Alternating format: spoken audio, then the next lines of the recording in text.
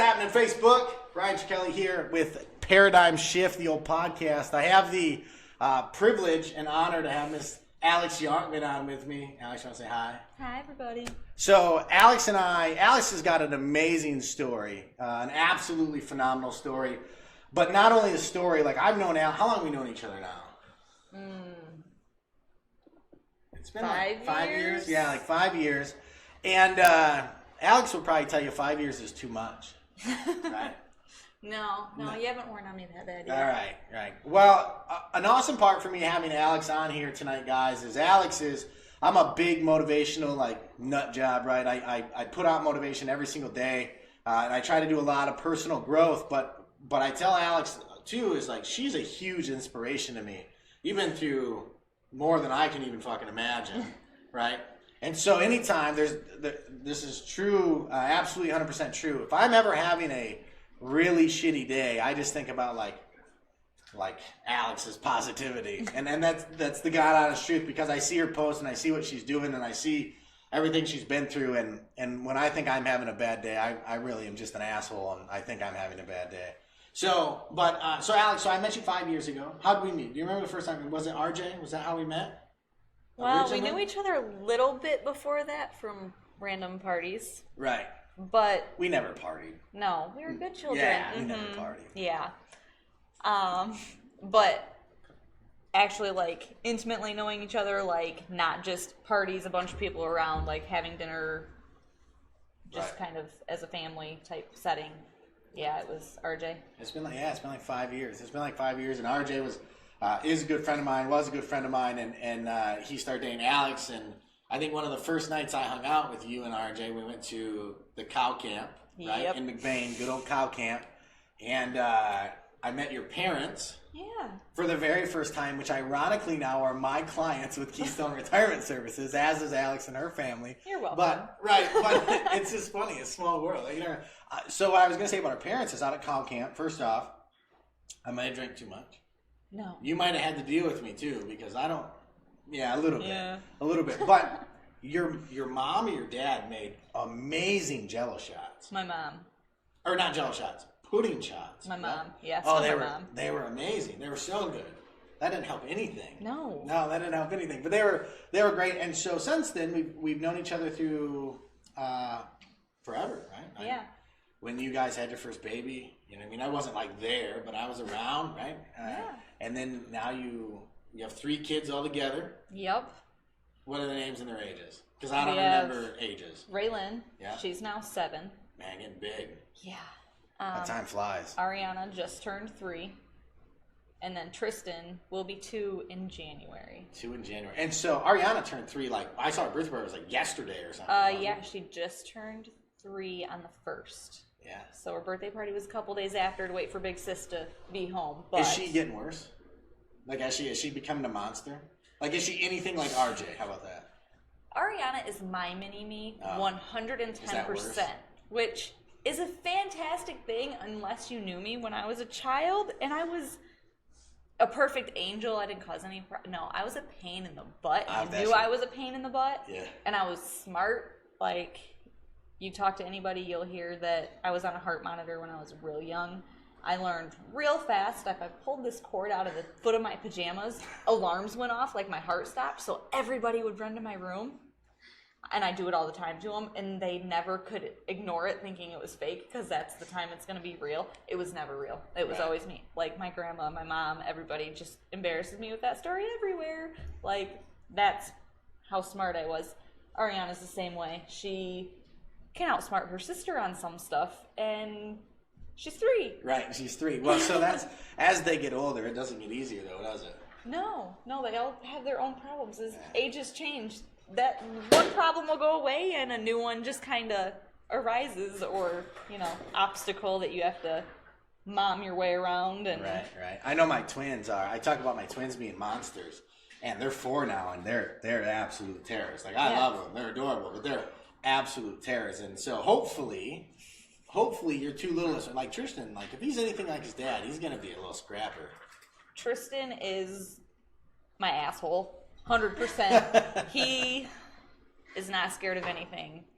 And if you tell him not to do it, he will be the sweetest little thing in the world and say, okay. And you turn around and he's back up doing it and laughing at you, and you can't do anything about it. He's tried to climb the Christmas tree probably 6 times, and when I told him no today, he said okay and went and sat down on the couch. I was like, oh, he's so good, he listened, and proceeded to use the couch as a like running platform to run and jump off the arm of the couch to take Christmas tree down, and Christmas tree got decorated another time today with a few less bulbs because they were broke. Yeah, well, that's the joys of having kids, right? Yeah. You gonna have another one? I can't. Oh, I'm sorry. Well, I shouldn't say I can't. I have a 0.02% chance I can. RJ, you better keep trying, man. Just keep plugging away. He wants one. He still wants a willow and a river and a willow and a hunter river. and whatever other weird name he's come up with. I know my wife, she's over here on this side. She says that if we have a boy, we find she's 10 weeks tomorrow, and if we find out like 16 to 20 weeks or something like that, she said if we have a boy, we're having another one. Another one. And so you need a boy and she needs a girl. So sorry, I'm on her team. Oh my goodness, 5 kids. We're gonna get you one of those really big vans, like step down from school bus. For the rest of my life. Yeah, she needs a girl.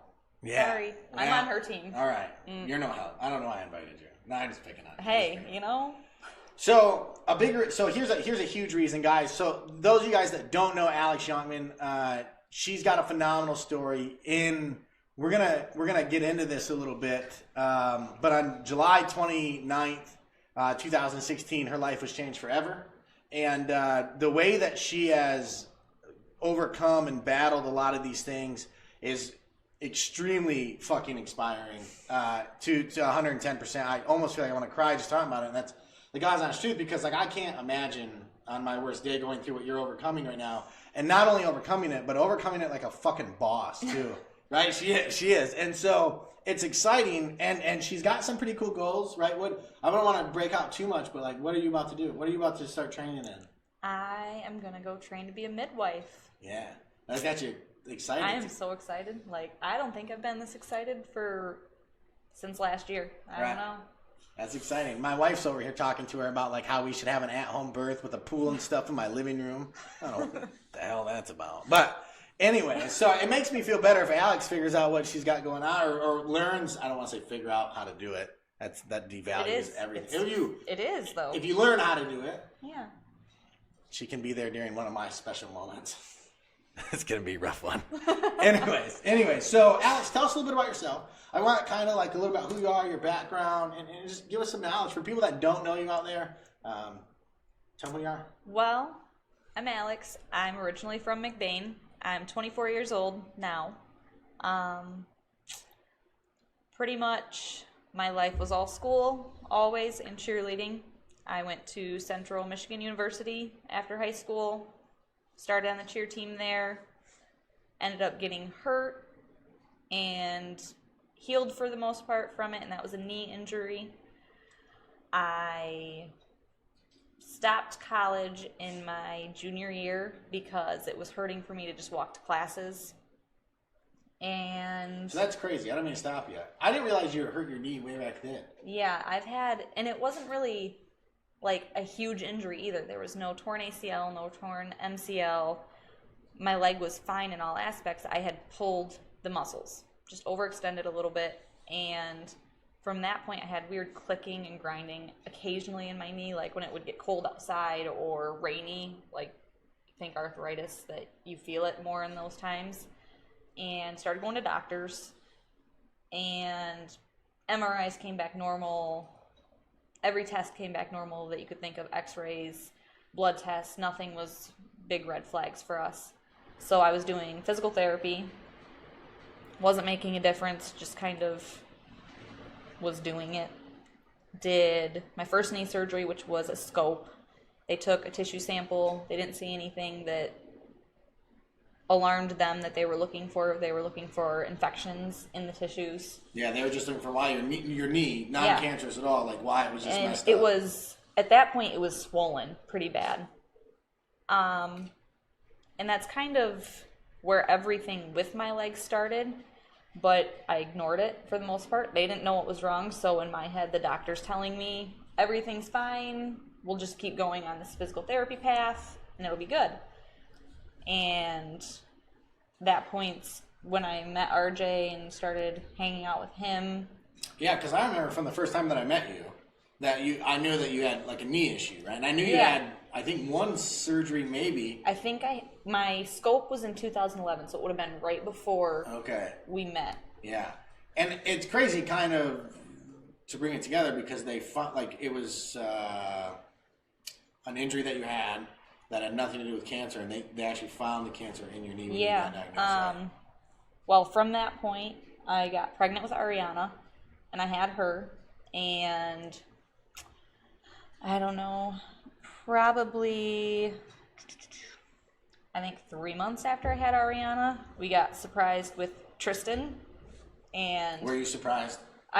Were you surprised? I was on birth control. I was so surprised. I'm just picking on you. The way I found out I was pregnant was I was at work with an upset stomach and I ate a pickle off the Bloody Mary bar and my stomach felt better. And I texted RJ immediately. Sorry, Kevin, I used my phone at work.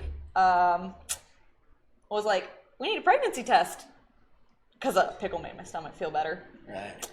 I was 4 weeks pregnant. It's weird when women have these issues. Like, so I won't say issues, these symptoms, right? So like a pickle made you feel better. My wife never drinks pop ever. Like, she's on a Pepsi deal right now because it makes, and I don't know if you I don't know what your pregnancy was like. It sounds like every morning and night, like clockwork, there's an exorcism going on in my bathroom. Trust me, morning sickness is the devil, and I say it's like God's way of like getting even for me. All the time she's been mean to me.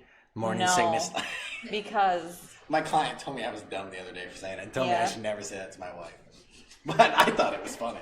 Just remember, all those midnight feedings, she pushed the baby out. She holds that against you for the rest of your life. She doesn't feel like getting up. Ryan, go get the baby. I don't feel like it. I pushed her out. Yeah. Go get the baby. She goes, the other day I go, babe, well, I'm going to get supper ready. Will you do the dishes, throw the dishes in the dishwasher? As those words come out of my mouth, she gets up off the couch and says, I got to puke, and goes in the other room. And I go, she's just getting on household chores. Like, I really went and puked. But she did. I heard her gagging from 2 rooms away. And so, but that's what it's like. Now I'm like, I have to clean the house more.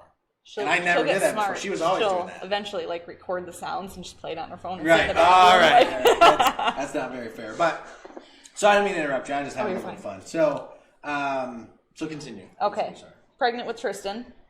So during pregnancy, no x-rays, no nothing. I'm not going to risk baby for anything. In the middle of his pregnancy, my leg was locked at about 45 degrees. It would not move. Doctors pushing on it wouldn't move. Just was stuck. So I was waitressing full time at that point, and I was literally walking flat-footed on my left leg and on my tippy toe on my right to make that height difference up. And really wasn't in that much pain. I was getting used to the pain, so every day it kind of felt less, but really it probably wasn't now that I understand that more. Would just hurt if I tweaked it a wrong way. It was the worst pain of my life. I always told him I'd rather have a child than that pain. It was just intense. After I had him, I started going to doctors again. I had one surgery done called a manipulation. He put me under anesthesia, and he straightened my leg, forced it straight.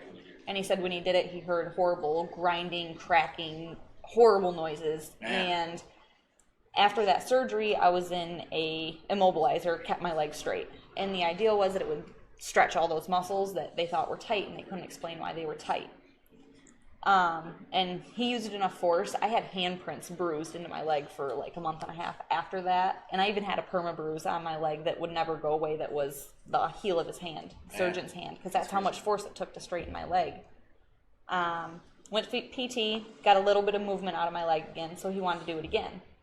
Did another one. This time he bent and straightened my leg, and I started physical therapy the day after surgery. Immediately went to physical therapy.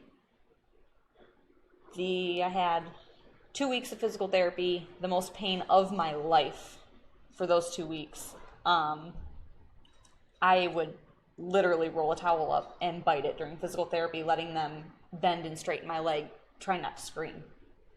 I've never had that much pain. I had Ariana, no painkillers, so I was... Champion. I thought it was normal. Right. I had no reason to not understand why it hurt this much. I just was like, okay, it's new. I don't get it. It's supposed to hurt. And even one of my PTs handed me a bullet one day and was teasing me to bite the bullet. Jeez. And I was letting him do it. And finally, the day before my post-op appointment, my physical therapist looked at me and she said, something's wrong. The pain is in the wrong spot. There's something wrong here. And when I went to that appointment the next day, they did a x-ray, which is normal, do an x-ray. And I sat in the room, and I sat there for probably 20 minutes by myself, which is really odd for a doctor's office like that. It's small. And the doctor came in and looked at me and said, I broke your femur in surgery. Femur's the strongest bone in your body. Had no explanation why he broke it, but I had been trying to walk and letting them bend a broken femur for 2 weeks. Oh, wow. Which explains my pain level. They couldn't believe I had been trying to walk or anything on that leg. And I always laughed because during those 2 weeks, my most vivid memory is RJ coming up to me and pep talking me in his own way, which he's a fighter, so it's a little mean, but he was just like, stop, you need to do this, you have to do this, push through, it doesn't hurt that bad, push through. And he was like calling me a baby and all kinds of stuff, trying to say it didn't hurt that bad, and then we found that out, and I just remember like slamming it right in his face, like, haha, this is why it hurt, you're mean and I don't like you, and Right. I just saw him like drop down like 10 pegs, like, shit, I'm a horrible person. And to this day, if I talk about it, he just like kind of does the whole, I think as men, we're allowed to be wrong once in a while, aren't we? all the time. Allowed to be All wrong, the not time. allowed to be assholes. All right, my bad. It's okay. In anybody else's eyes, I had this thing done one time before, and I wasn't in this much pain, so he just thought I was being a baby. I did too. I thought I should have been able to handle it. None of us knew my leg was snapped. Right. And at that point, this was a Thursday, and he looked at me and was in and out of the room and told me he could fix it at the following Tuesday. That he was going to wait 4 days, and I was like, no. So through a little bit of work with my sister that works up in Traverse City at an orthopedic office, I went up to Traverse City the next day and did an emergency surgery, and they put screws and a plate in my femur to fix it. During that surgery... When was that? Like, timeline. When was that? Do you remember? The end of July. The end of July of 16. Of 16. That was Okay. right before I was Yeah. diagnosed. Okay. That surgeon saw something funny in my tissue. Didn't know what it was, didn't know why, didn't understand it. But he took the sample of tissue and sent it in. Came back as stage 3 synovial sarcoma, and he sent me down to Ann Arbor because nowhere around here even knew what that cancer was. So here's a question. Is stage 3, I'm not going to try to murder this. Stage 4 is terminal. Okay, but stage 3, what was the name of your cancer? Synovial sarcoma. Synovial sarcoma. And do you know what, like, it's rare, right? We talked Yes. about this earlier. It's pretty rare. What is it exactly? Is there like is there a definition of it? Synovial sarcoma starts in your joints. Synovial fluid is what makes your joints lubricated. It's an oil in all aspects. So this cancer caused my knee to stop making the fluid, then turned all of my soft tissue into hard mass, which is why my leg was not able to move, because it was like cement was poured into my joint. It wasn't moving anywhere. That's pretty much the easiest way to explain that cancer. Right. And sarcomas are just soft tissue cancers. So there's a ton of different sarcomas. Most common is osteosarcoma, which is bone cancer. This sarcoma can change into any other type of sarcoma it wants to. Right. It can send mets and attack. Crazy. And that's, I mean, after my leg, we found out it was in my lung. So it sent mets to my lung and tumors started growing. Right. And so that was, when you got diagnosed, that was July 29th, 2016. Mm-hmm. Crazy. Yeah, it was Crazy. literally a phone call. Yeah. Oh, you got it on phone. You weren't even there. It was just a phone call. It was a phone call because he got the pathology back and he didn't want to wait for me to have an appointment. And he called me the end of business day that day and dropped the bomb and did it in the nicest way he could. That he's like, I don't want to alarm you, but I'm sending you down to Ann Arbor because your pathology came back bad, and told me he'd be sending me a packet in the mail and to wait till I got to Ann Arbor to open it. I didn't wait till Ann Arbor to open it, and he didn't give me much detail other than it came back bad, and that was the 28th. The 29th is when I really got that paperwork, and I opened it, and through classes in college, I knew sarcoma meant cancer, and I just started flipping, and I finally found the stage 3 synovial sarcoma pathology results, and that's when I sat there just numb, and then finally called RJ and didn't really know what to do or what to think at this point. I imagine there's no words that can describe what you were. No, I don't even remember. It's a big blur of that day, and I remember opening it and reading it like, oh, it'll be fine, I can figure this out, and reading that, and I just dropped it, and it's just a blur. I remember calling RJ and not really anything past that. Yeah, that's crazy. And so just like that, I can't imagine, just that news.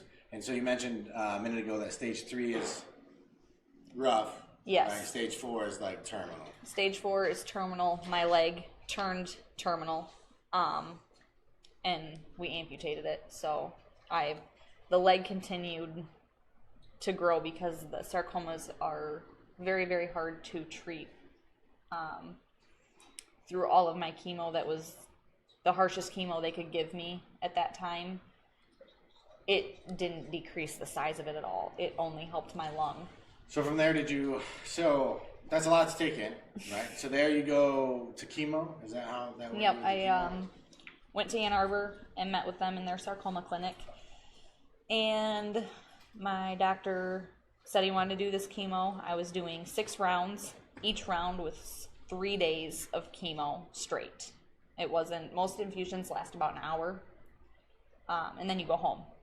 This was 2 different chemotherapy drugs. So I had 2 different types of chemo. That one was started the first day I got there, and I wore on a pump, on like a belt pump. Actually, I think it was in a fanny pack. And it went into me at all times. It was real slow, and it went in. The other one was ifosfamide, which is a very common chemotherapy drug, and it was a certain amount infused to me every day, and it was a big saline bag full of it. And I'd see other people that had like these little tiny bags that I was amazed that they were giving me this huge amount. And then as I did more research, I was finding out how rare and rough this cancer is, and that it's rarely found in early stages because its symptoms are so just achy joints, something that you can get just from working out, something you can get from pulling a muscle, a million reasons, and doctors don't know. Oh, I don't know if yours is played on there or not. Somebody asked if you tried, Simpson oil? What's Simpson oil? I just got told about Simpson oil like 2 days ago, actually. The only thing is the cost is insane because it's not legal in Michigan, I've been told. So it's like, I don't know. It is legal if you are medical marijuana. Yeah, and I'm not. And one of my get your medical marijuana card. One of my friends that lives in Atlanta, Georgia. He actually moved out to Colorado just to get it, and he's now in remission. And he believes that it's 100% because of Simpson. I did just get told about that by a woman I connected with, and she just said, at this point, right, you try. Or you could. At this point, I could try, and that's kind of what I said, is I'm going to look into it and see what it takes. I've never been one for marijuana. If you like it, good for you, then... It's not the same thing as... Yeah, and that's the thing. I'm not in there for getting a buzz, getting high. If during chemo, if I was awake, I needed to spend that time with my kids because there was times I couldn't keep my eyes open. So that's the question. I was gonna say, Jared just said, what was chemo? Like? Chemo is absolute hell. Yes, chemo is the worst thing I've ever experienced in my life. I was down there, my first treatment. I had no idea what I was getting into. I went in. I was in a room by myself.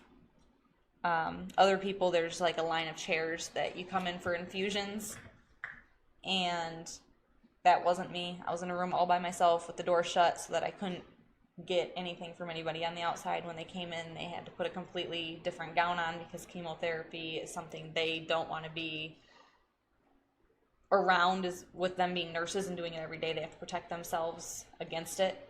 So here's a question. It's like a deeper, question. Like, we talk a lot about mindset, right? We talked a little bit of that before. Alex got here early, which was nice, so I got to pick her brain on some things and catch up. We haven't seen each other in a while, but the mindset going through that, like, it's got to be challenging because you're faced with overwhelming odds, essentially. Yes. And so I imagine there's days where you're like, fuck cancer, I'm going to destroy this. And I imagine there's days where it's harder to have that mindset because it's rough. Yeah, like the chemo, when I got home, I couldn't stay awake. I was puking up everything. I would take a drink of Gatorade and it would come up 30 seconds. It'd be down and come back up. I had 3 days of chemo. I got home the next day. I went to brush my hair, and before I had real long, thick, crazy hair and ponytail probably about like this. Within one brushing, my ponytail was down to like this. 2 brushings, my hair was gone. And they told me I wouldn't lose my hair until about my 3rd round of chemo. So the transition period was nothing at all. 2 days after I was home, my hair was gone. I had already lost 15 pounds in 2 days. Couldn't keep anything down. Couldn't think straight. Couldn't even deal with loud noises or light or anything. I just felt like... I have 3 young kids. I just felt like I was a mess. And on top of it, I started chemo like the week after my first appointment down there. I was breastfeeding Tristan. Okay. I stopped the day I started chemo. He would not take any bottle. He didn't take a bottle for 2 weeks. All different kinds of bottles. So I had grumpy little 1-year-old not understanding anything that's going on, not getting his bottle, feeding him formula in cereal form, spoon feeding, and that mom's sick and mom can't comfort him because I couldn't handle the kids on me. And it was just, everything I normally did was now taken away. Couldn't do my hair, couldn't walk across the room because through all of this, it wasn't just that I was sick. I wasn't allowed to weight bear on my leg at all. So I was on crutches, I was on a walker, I was essentially hopping on one leg everywhere. So that's pretty much why it was a bowl next to me for puking, because there was no me getting up and getting to the bathroom in time ever. It was a bowl next to me. If I went somewhere without a bowl, it was me yelling somebody, bring me this bowl. It was everybody stopping over at the house, my mom there all the time to help me with the kids to make sure they got this or got that. RJ having to stay home from work to help me because you can't do the simplest things. I could barely get dressed. Right. And so during that time of you were going through that, it had to have been relatively close when I saw you. I say we, I mean the public, the surrounding areas, the tri-counties, there's a benefit for you. Was that in the same That was timeline? in November. Okay. So a little bit later, a couple months Yep, I later. started the middle, end of August for my first chemo, and I had chemo every 21 days. I had 3 days of chemo and then like 18 days break. Right. And out of those 18 days, I was always in the hospital for the second week of that because I was neutropenic, which means my white blood cells were at 0. Everything was at 0. So as soon as I got a fever, I had to go into the hospital and be admitted until they could pump me full of so many antibiotics to make sure I didn't have anything, that I could go home again. And I was in the hospital every single chemo treatment afterwards, that I couldn't be around the kids. They were left at home without mom. I was in a hospital alone because it's just not it's not smart to bring a kid that's in school around someone that's that susceptible. I know a point that was big for me personally is when Alex, and I don't know the timelines very well, this might have been after the benefit even, but Alex reached out to me one day and she goes, hey, do you know, are you a notary? And I go, I'm not, but I can get one, Ravi. And I said, well, I can have you go to his office. I said, what's going on? And she says, we're doing my last wishes, right? Yep, and I'm too sick to leave the house, and I can't have anybody come here unless I know they're really healthy, because it could really affect me. And that was heavy, right? That was really heavy. And so a lot of things, but what I'll tell you is, too, another part, like that's the shit you never want to go through. And at 23, I talk about Alex a ton, outside of her ever knowing. Your ears should ring all the time, because I talk about even in the videos, and you've seen some of the videos, like the shit she's been through at 23 years old. You guys, you never know what's going to happen in life. You have no fucking clue what tomorrow's going to bring. And so you have to live every day like really, really meaningful. And I don't want to say like your last, but you have to live life with value. And so a lot of you guys are assholes out there. Better think about this. But a big part that I wanted to touch on is that I saw you when we had the benefit, when the community had the benefit. I met with Kobe Taylor there, and I was in McBain at the high school, and Alex was in her wheelchair, and everybody was there. I got to see a ton of people I knew, and your parents including, and you were skin and bones. Yeah, I had like a sweatshirt on just to make myself look bigger because I am not a small person. I am like a solid size 9 jeans normally. I was in a 0, and I didn't know what to do with myself. It was ugly. It was ugly. I didn't expect it, right? I knew you were going through a lot, but I just didn't expect it, right? You think about things in your head, but until you see them, right? That's like, I'll give you an example. The little boy that the motel just burnt down. Watching his videos, it's extremely heartfelt what happened to him. But you say, oh, he got burned, that's bad. But until you see how bad he got burned, it just hits you. It hits you hard. And so seeing Alex that day really, really hit me hard. But dude, she met me with the biggest fucking smile, just like beaming, just glowing, right? A positive attitude. Yeah. Whether you're down and out, like it was great. It was great to see you in good spirits, right? That's, you know what I mean? Because that's hard to do. Like it's hard to be in good spirits for some people on a Monday morning at 5 a.m, right? And you're rocking it out. One leg hopping around like bunny rabbit. Did you only have one leg at the time? You didn't, did you? I had both my legs during the benefit, but I was non-weight bearing. Okay, yeah. So one leg hopping around and one leg. I couldn't put the weight on. I'd put the weight on it, and I'd pretty much just topple over because I couldn't handle it. Like there was a couple times I'd force myself that one of the kids was doing this or that it was I needed to get there now, and crutches or whatever went down, and I'd be like taking the biggest steps possible with my left leg and barely touching with my right and back on my left just to get there fast. And then as soon as I'd get them, I'd just like fall to the ground. And it was just pure adrenaline, my ability to get there. But that leg was useless. So after I saw you at the benefit, there was a little bit of time where I didn't see you for a little bit. And then the next thing I know, there's probably more to the story, but the next thing I know, there's a picture of on Facebook of you you got your leg amputated. Yeah. Which it wasn't news that like no one knew about it until it happened on Facebook. And so it was surprising, but with it, and you can tell more I'm just kind of highlighting stuff, but with it at that time came some pretty good news, right? Yep. At the time. The big gap in there was just chemo and being sick and not able to go out, not able to do anything. I used to tease that I was my mom's dog because she'd come and pick me up and drive me into town, and she'd do her errands, and I'd sit in the van twiddling my thumbs, and I'm like, I'm your dog. You just pick me up and take me for rides and then bring me back home. I'm your dog. And pretty much that's all that time. Yeah, she laughed. It's an awesome comparison because I wasn't allowed to get out. She left the van running with me in the Walmart parking lot. I'm a dog. Whatever. We kind of touched on this before the podcast that I finished my chemo treatments and I thought I was going in to talk to the doctors about a limb salvage surgery, which is a big knee replacement in all aspects, get the cancer out of my body and put in metal to replace what was taken. And they told me it wasn't an option. The cancer had grown too far. The chemo only affected the tumors in my lung, which I had removed after they were able to be. So at that point, I just had the cancer in my leg. They started talking amputation, and I went crazy white girl on them and said, you're not taking my leg. My leg's my life. If you take my leg, I'm going to die. I can't do this without it. Just didn't have an open mind, didn't care to listen to anybody. They agreed to do more chemotherapy at that point, but they could only do 3 more rounds. That's all my body could handle. At that point, my heart was giving out, my liver was giving out from filtering everything.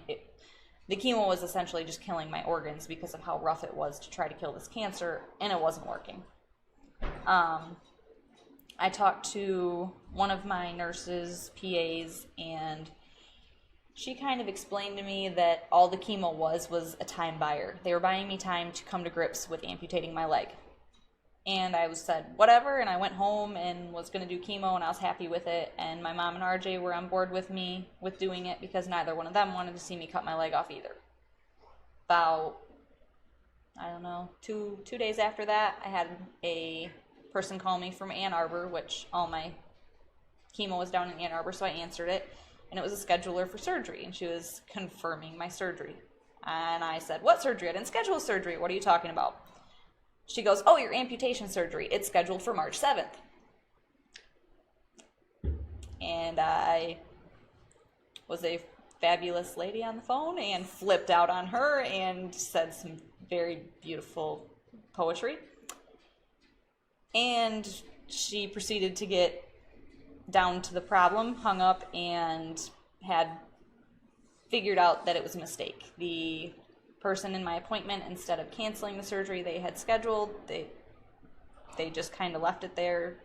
And because I never agreed to it, none of the paperwork was in order, so they were trying to confirm it to send me the paperwork to sign and get back. I went down the next Wednesday because the doctors wanted to talk to me and calm me down and figure out like what happened. And that appointment started out with me by myself. I told my mom I needed to go in by myself and figure this out because the appointment before was RJ and my mom. Went in, completely yelled at the nurses, yelled at the doctors, didn't listen to anybody, was a straight up asshole. They left me to go get my surgeon so I could talk to her. And in that 10-15 minutes I had by myself, I did a full circle of what am I doing? Why am I fighting them? They're trying to save my life. My leg is nothing. My leg has not worked for months. It is essentially a weight. Why should I keep it?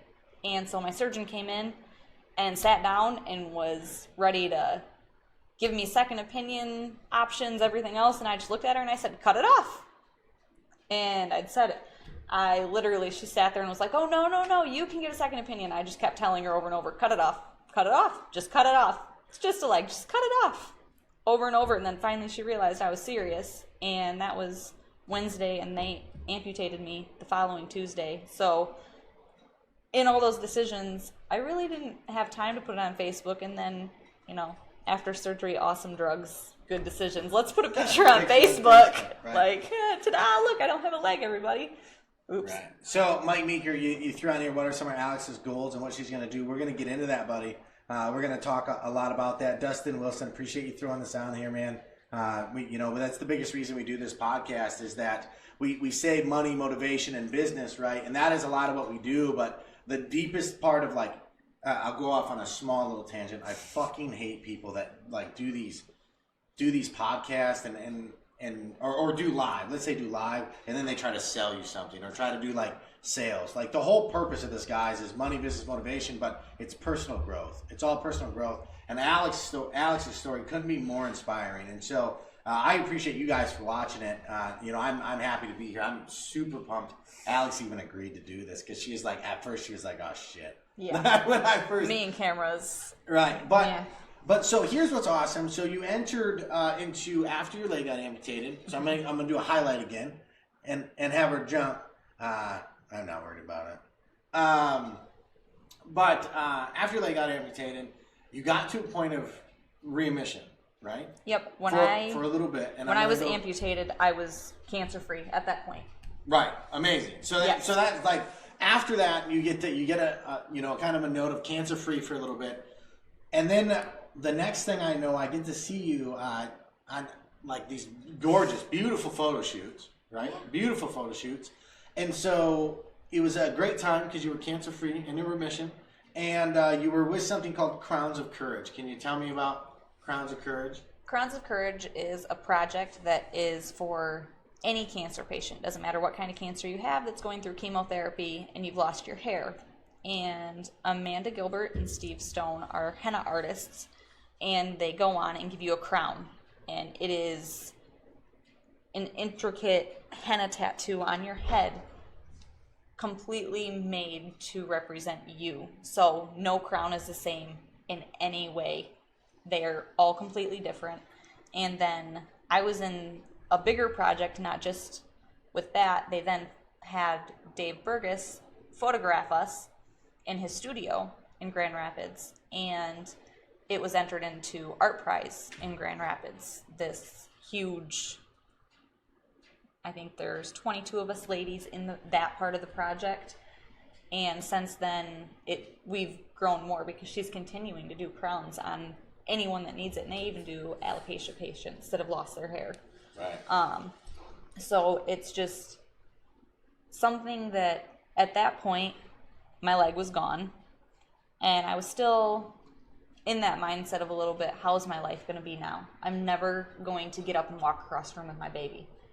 There's no just getting up and going. I have to get up, get a walking device, and go. I have to get up, put a leg on, and go. I can't be a person anymore is how I felt at that point.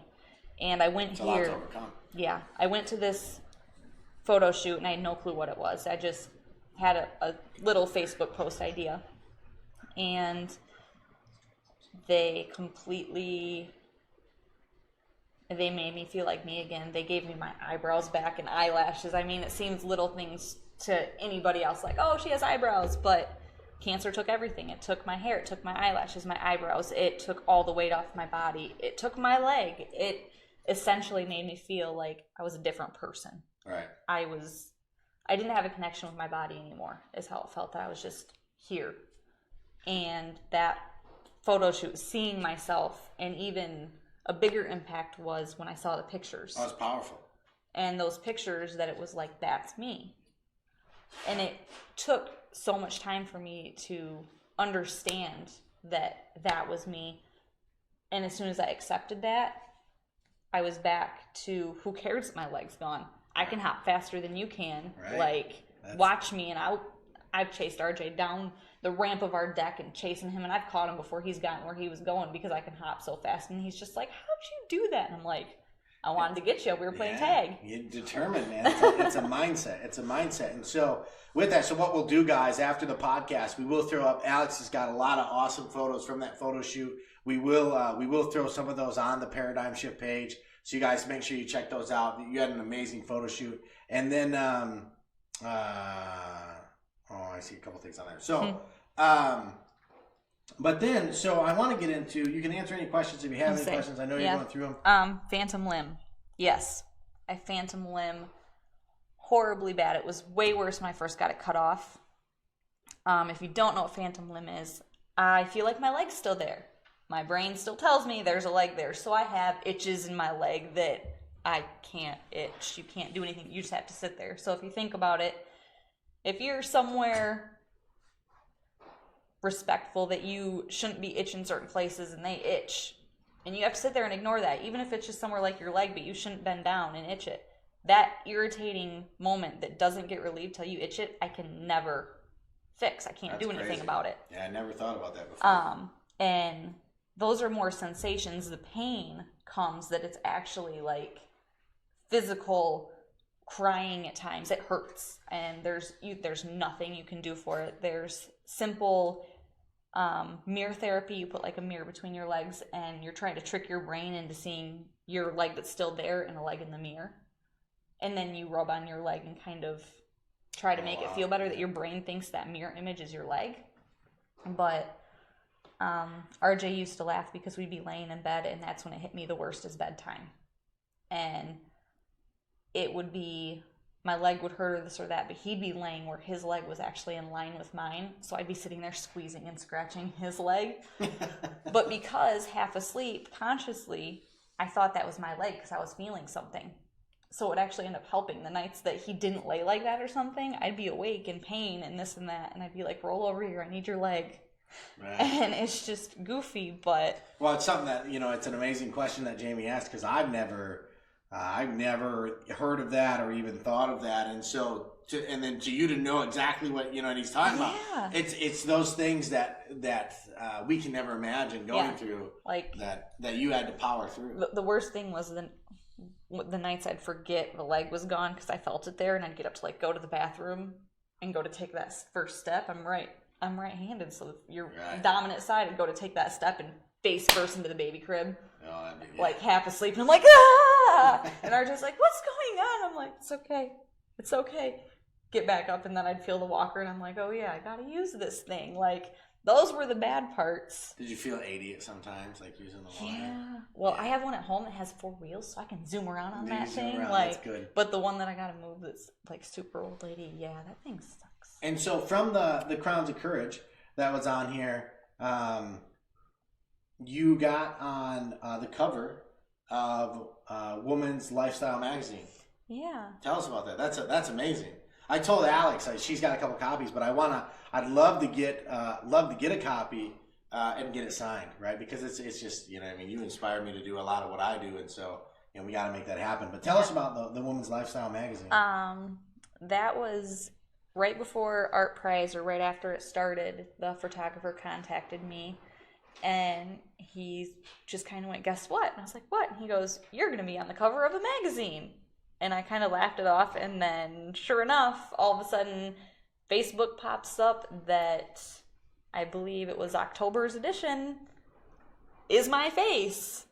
And it was everywhere in Grand Rapids and surrounding areas. And I was just kind of amazed. And from that, I got contacted on Facebook, because at that time, and even now I believe, one of my pictures on there is one of the Crowns of Courage pictures. Right, yeah. And they'd see my name in the magazine and then go search it and find me on Facebook to contact me. And I had talks from all kinds of people, that cancer patients, family, just people that wanted to tell me how much I touched their lives. And it was the same thing going up to Art Prize. And a lot of us ladies took time to stand there and talk to people. And I don't think I've cried that much in my life in a long time, because I didn't realize how much I was affecting other people. I kind of felt so alone in a lot of aspects of this, because nobody understands chemotherapy or amputations until you're there. Right. I've even myself, you hear about chemo before, and I didn't, they're going through chemo, I'm so sorry for that. Now I have an entire new realization of what they went through, and it's sickening what you have to do to try to beat something that you didn't ask for. It's right. not like I went and smoked a pack of cigarettes a day and got lung cancer from that. It was a complete mystery of how or why I have it, but now I have to put my life on the line and try to beat this beast. Yeah. All right, Justin Hathaway, Bubba, I'm not even used to saying Justin. He says you're an inspiration. That's 100% true. You know what I mean? She's absolutely an inspiration. So, like I said, there's days where you think you're having a bad day, man. You just think about what somebody else is going through, and that puts a lot of things in perspective. And so it was phenomenal. Like I said, guys, we're gonna put some pictures up after the podcast of the photo shoot that Alex had. It was absolutely amazing, absolutely beautiful pictures too. They are beautiful. And so you touched on something that I want to hit on. We'll touch on two things, but before we get into like where you're at now. When you say you don't realize a lot of what you're going through and a lot of what the chemo was like, so I asked you this before, but do you have people that are reaching out to you that are maybe not dealing with the same type of cancer, but dealing with cancer in general, that you can help? As somebody that's going through it, part of me, I imagine, wants to help anybody else that is going through some of the things you went through. So do you get to like mentor some people and work with some people? Yeah, there's been a lot of people that don't understand what cancer does to a person. It's not just something that you have in you. It's not a cold. It's not something that's going to go away. You have to put your body through hell just to live another day. The chances of my survival are less than 7% from this cancer. That they literally told me that right away. You have a 7% success rate for this, that you're going to live past a year. Well, I lived past a year. Yeah. Okay? Beat that.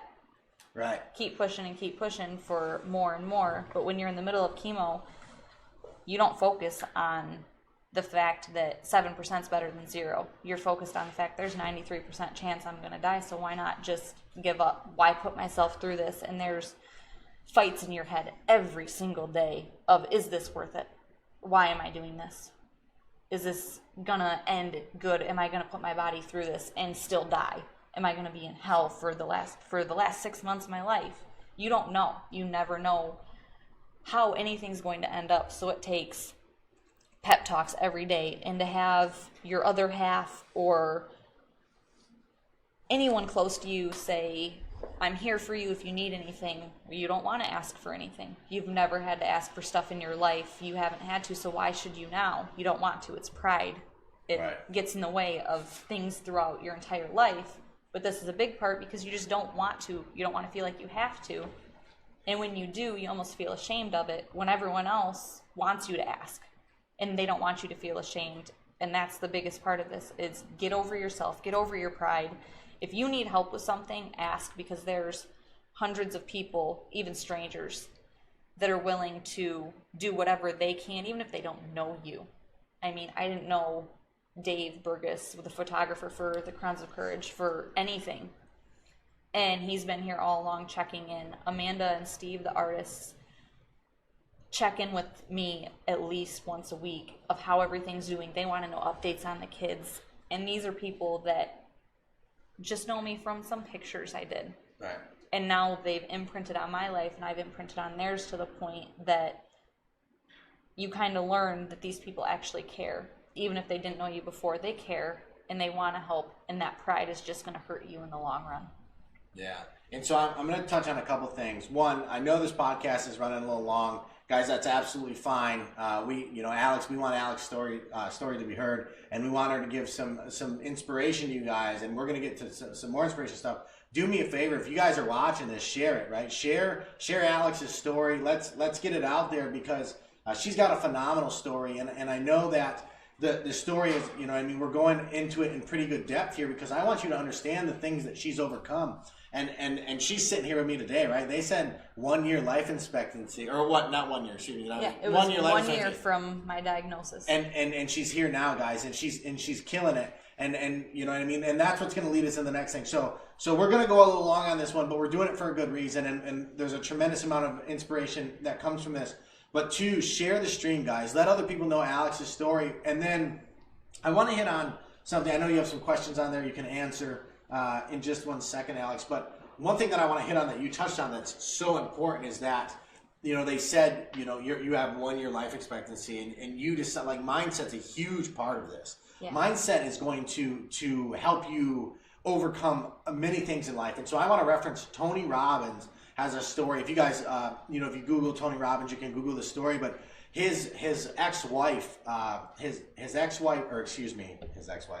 wife's father was diagnosed with terminal cancer, and they gave him 6 months to live.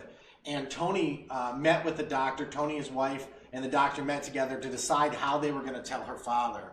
And in discussing it, Tony decided that it was not in the father's best interest to know, and that if he only had 6 months left to live, they didn't want him to know that. They wanted him to live his life to the fullest and to be happy and enjoy life, and not kind of crunch up on the couch knowing that life's going to come to an end.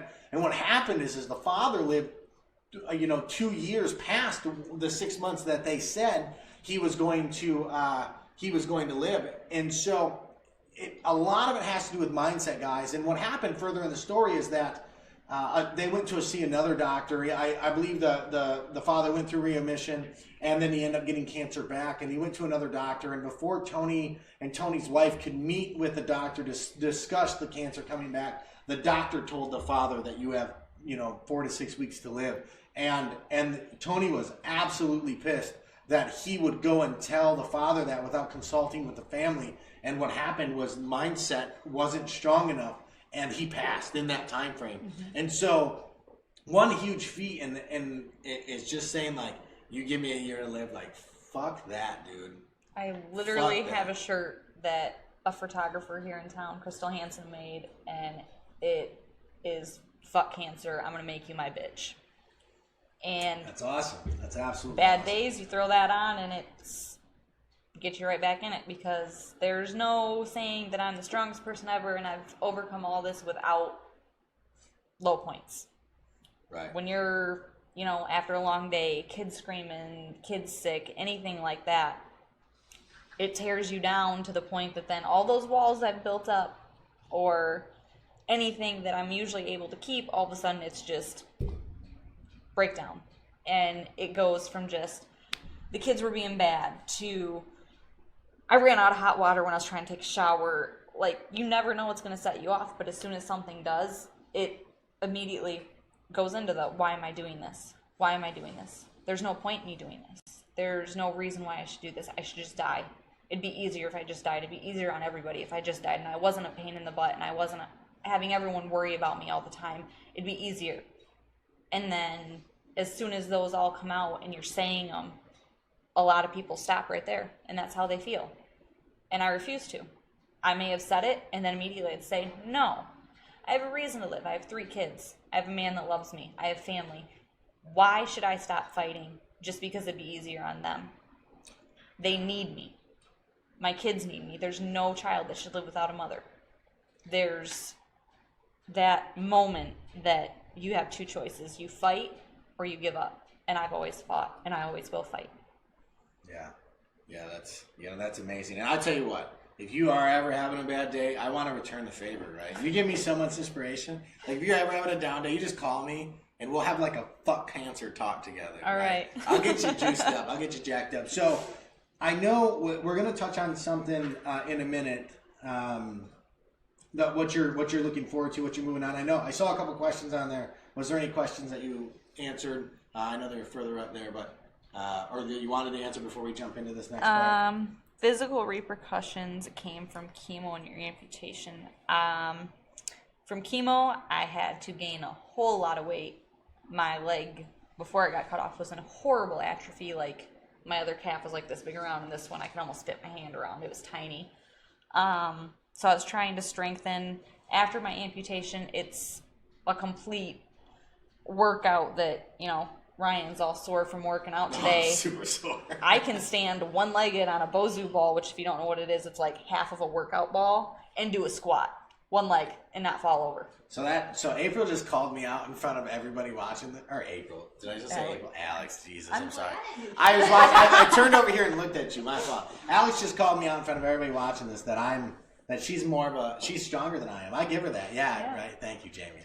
She's stronger. That's actually true. I'll give you that. I couldn't do a one-legged squat to save my life, and you are a badass. Well, when you don't have a choice, I have one leg. If I don't have my prosthetic on. From head to toe for like a day straight. Yeah. Jared, you're 100% right, man. We do share Alex's story with Keystone because it is so inspiring. We have to have it. It looks like somebody says, "Fake it till you make it." Amazing inspiration, Alex. Fucks cancer. We have a couple people trolling on here, which that's fine too. Fuck them.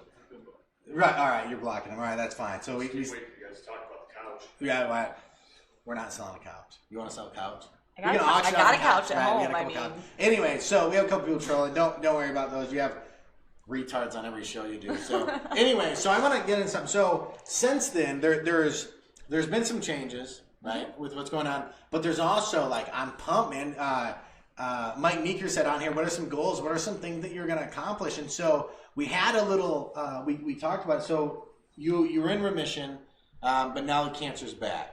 I was in remission for probably only about 2 weeks after my amputation, and nodules, tumors showed back up on my lung again. They grew pretty rapidly. Kind of low points in there because I just was so happy that cutting my leg off made this decision, and when that hit me that it was back, it was kind of in my head of, did I make the right decision? It's back. What was the point in cutting off my leg if it's back? And then I kind of woke back up and said, okay, well, we're going to kill it out of my lung again now. Did it once, I can do it again. The only problem with that was my heart was too weak to do any more chemo. And so I started clinical trials. And when one stops working, we just find another one because, let's face it, there's a ton of clinical trials for everything out there. There's a ton of natural ways to fight things. So with multiple fronts covered, the tumors are getting smaller. So I'm on my way to being back in remission. And good. You said it's so with the clinical trials you're doing, it's down a little bit now. It is down a little bit, so it's starting to head in the right direction. And that's kind of all I can ask for. And through this good news, I kind of happened to come across my friend's daughter had a baby last week. That's what I was going into. So we're talking about looking forward to things and not letting cancer dictate your future, right? Alex says fuck cancer, and I know I'm swearing a lot in this podcast. I swear a lot all the time, so it doesn't really change anything. But we say fuck cancer, and so Alex didn't let that deter her at all, absolutely at all. And so now you're on to a new adventure. You can tell us about the story, but it's exciting. It's exciting. She's gonna deliver my baby. Jesus. I was there for my friend's daughter Callista when she had her baby, and when I got there, she didn't want to push, and she didn't have the motivation at that point. And I was able to talk to her, and even on the last push of getting her baby boy out, it was her and I locked eye to eye, and me just talking her through that she had to do this and how to do it and what was going to happen. And I laughed because when everything was said and done, I was helping her with the first feeding of the baby, and the nurse in the room said, "So are you a midwife or a nurse somewhere?" And I laughed and I said, "No, I just have had a couple babies." And just a light went off in my head, and I was sitting there and I was like, I could do this every day and it would make me feel amazing, because I felt so happy at that point. I completely forgot I didn't have a leg. I stood on my one leg for 45 minutes and didn't have any cramping or anything going on because I was not focused on me. I was completely putting all of my efforts into this girl and trying to bring a new life into the world. And I just realized I want to do that. And I went home, and having no interest in going back to school for the past year, that it's been brought up to my attention multiple times, and I'm like, no, I don't want to go for anything. My dream was taken away. I can't be what I want to be. Now I want to be a midwife. I want something again. It's different. Yeah, we have time for more questions. I see Mike Meek around here throwing some questions on. I appreciate the questions, guys. For all you guys watching, just make sure you share. Let's share Alex's story and what she's gone through, and not only that, man, but what she's overcome. She's a fucking boss. Oh, let's see. Do Next people's trivial problems annoy you? No. You learn real fast with all of this. You just let stuff roll off your shoulders. You know, if somebody wants to think they had a bad day because their kid spilled their breakfast on the floor, well, my kid went and put a gallon of Elmer's glue on her carpet the other day. Cleaned it up with one leg. Come on, it can't be that bad. But no, it's to each their own. She gave me a little bit of shit. Alex is good for that. I said I stood up earlier and I'm sore. I'm telling you what, I'm going to the gym now. I'm trying to lose a little bit of weight, get back in shape. I stood up. I said, "Oh my God, my legs." She goes, "Shut up. At least you have a leg." Right? And so, I instantly, the second she said that, I almost put my finger in my nose. The second she said that, I felt like a complete asshole. And so, but that's true. And so, Mike Meeker, what's up, Scott? I see you saying hi. So, Mike Meeker, that's 100% true. Like, not growing annoyed with people's problems or whatever. That's like, I'd be way annoyed. So you're a bigger person even more. You learn not to let it roll off your shoulders, because you know. People complain about girls complain about housework all the time.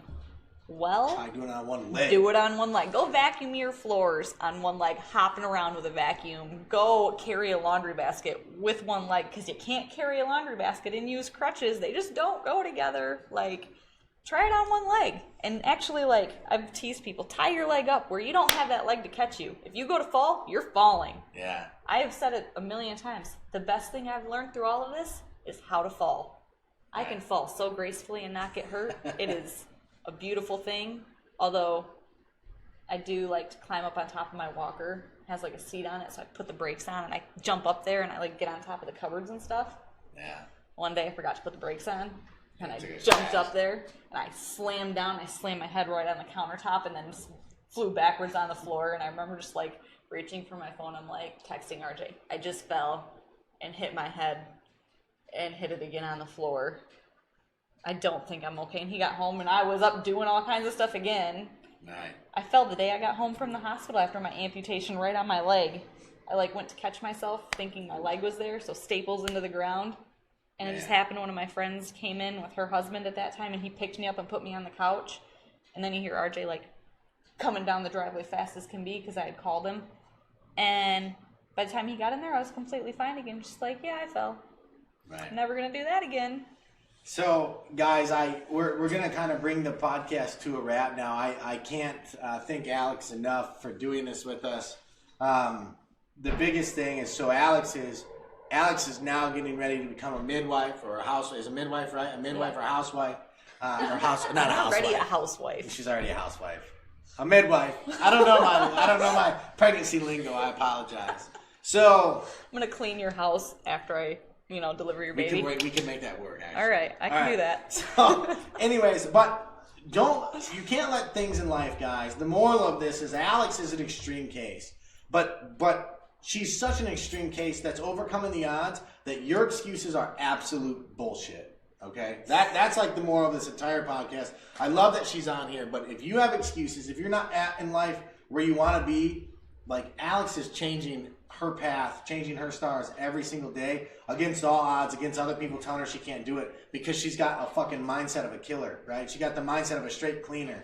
And so I'm super pumped to have you on here, and I appreciate you coming on, and you are a huge inspiration to me. So I always like to end the podcast, guys, on a motivational note, on a positive note, and so I'm going to let Alex end it. Alex, if anybody out there is going through kind of what you're going through, or even going through a hard time, what's some knowledge you would drop on them? What's some love that you would give them to help get them past, their hard time?